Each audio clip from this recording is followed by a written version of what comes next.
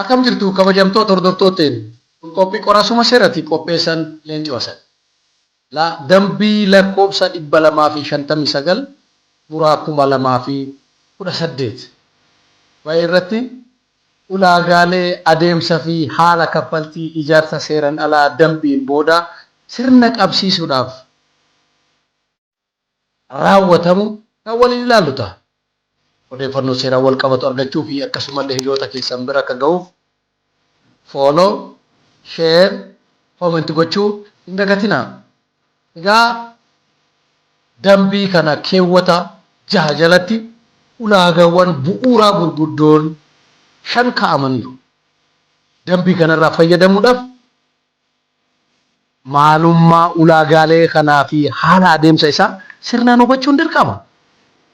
Tokko ijaarsi gaggeeffamee jiru pilaanii magaalichaatiin wal simuu qaba jechuudha.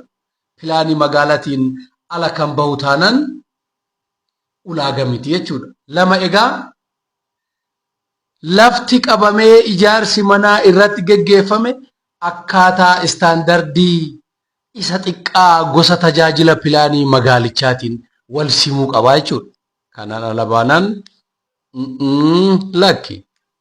Sadaffaan egaa ijaarsi gaggeeffamee jiraachuun isaa ragaa teeknooloojii ji'oospeeshaalaatiin suuraa saatalaayitii qulqullina fooyya'aa qabuu fi ji'oo riiferensid ta'e biirichaan yookaan caasaa biirichaa sadarkaa magaalaatti jiruun mirkanaa'ee guyyaa dambiin kun ragga'ee fi sana dura jiru fayyadamuun mirkanaa'uu qabaa jedha.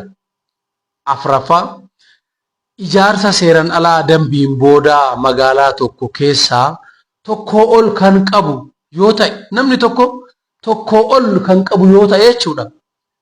Kamtu akka mirkanaa ofii qabu fedhii fi filannoo ofiitiin na fayyada jedhee kan irratti amane barreeffamaan iyyannoodhaan ibsachuu qabaa jedha. 5 namni ijaarsa seeran alaa dambiin boodaa qabatee jiru umriin isaa waggaa 18 fi isaa ol ta'uu qabaa jedha. Waggaa 18 fi isaa ol ta'uu qaba.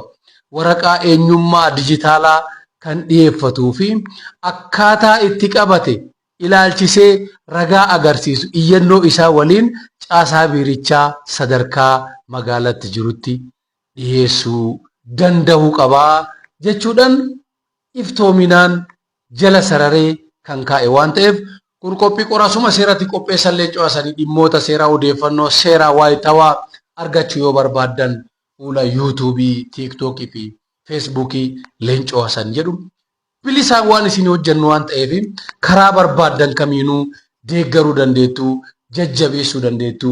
Yoo san egaa anis ogummaa kiyya kanaan tajaajilaan bilisaan isin tajaajiluudhaaf nan onnadhaa. Kaka'umsa na keessatti umtu waan ta'eef haaluma amma maatii taatanii nu gammachiisaa jirtan kanaan itti fufaa isiniin jennaa milkii gaarii.